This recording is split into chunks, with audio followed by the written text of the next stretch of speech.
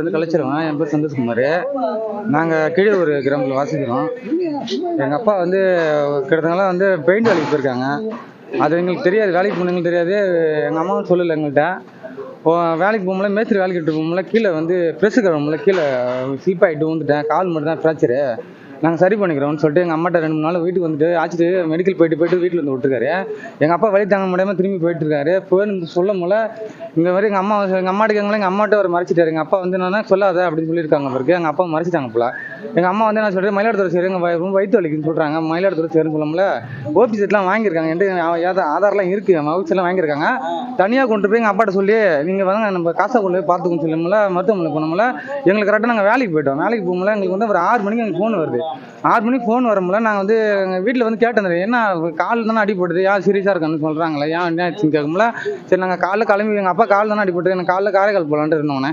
அப்போ வந்து என்ன பண்ணிட்டாங்க, ஒரு கரெக்டாக நைட்டு படுக்கும்போது ஒரு 12 மணிக்கு எனக்கு ஃபோன் வருது. எங்கள் அம்மா வந்து யார்கிட்ட எங்கள் அம்மா என்ன பண்ணிட்டாங்க, அவர் நம்பர் மட்டும் எழுதி கொடுத்துட்டு இவர் வீட்டுக்கு வந்துட்டார்.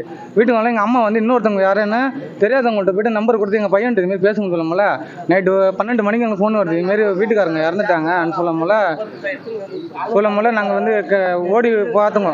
போகும்போது அப்புறம் ஊருக்குள்ள எல்லாரும் வந்தோன்னா அப்போ நாங்கள் போய்ட்டு ஊருக்காரங்களை பற்றி பேசிகிட்டு இருந்தோங்க. அப்புறம் எங்கள் அப்பா வந்து சொல்லும்போது எங்கள் அப்பா பார்க்கும்போது இங்கே காலில் தான் ஆப்பிட்றதுனா நைட்டில் வயிற்றில் கிழிச்சு நான் தான் பார்த்தேன். நான் தான் இறக்குனேன். எங்கள் அப்பா இறக்குனேன். ஆம்புலன்ஸ் நான் தான் இறக்குனேன். அப்போ கூட வயிற்றில் கிழிக்கும்போது எங்களுக்கு சந்தேகமாக இருந்துச்சு. ஏன் வயிற்றில் ஏன் கிழிச்சாங்கன்னு கேட்டவங்க. அப்புறம் எங்கள் அம்மா சொன்னாங்க இதுமாரி என்னை பேச விடல, அந்த பையன் தான் பேசியிருந்தாப்புல, அவன் தான் என்கிட்ட வந்து எதுவும் நீங்கள் சொல்லாத, நீங்கள் மயிலாடுதுறை இருக்க வேணாம், நீங்கள் வாங்க நம்ம காரைக்கால் பார்த்துக்கலாம்னு சொல்லிட்டு சொன்னாங்க.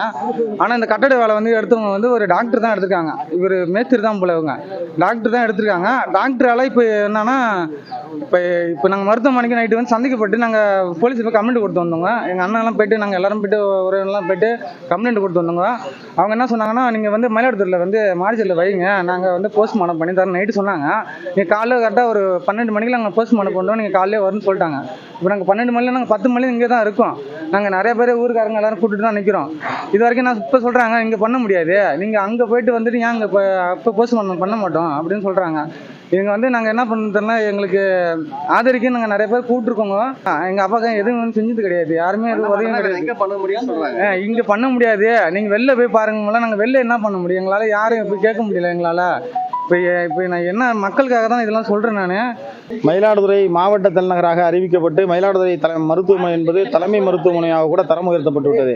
ஆனால் ஒரு பிணக்கூராய்வு செய்ய வேண்டும் என்று சொன்னால் அதற்கான மருத்துவர்கள் கூட இல்லாமல் இங்கே பிணக்கூராய்வுக்காக கொண்டு வரப்பட்ட ஒரு பிணத்தினை உடனடியாக அவர்கள் திருவாரூருக்கு அனுப்ப வேண்டும், அங்குதான் நிபுணர்கள் இருக்கிறார்கள் என்று சொல்லி இந்த உள்ள மருத்துவமனை நிர்வாகம், மயிலாடுதுறை மருத்துவமனை நிர்வாகம் அலைக்கழித்துக் கொண்டிருக்கிறது.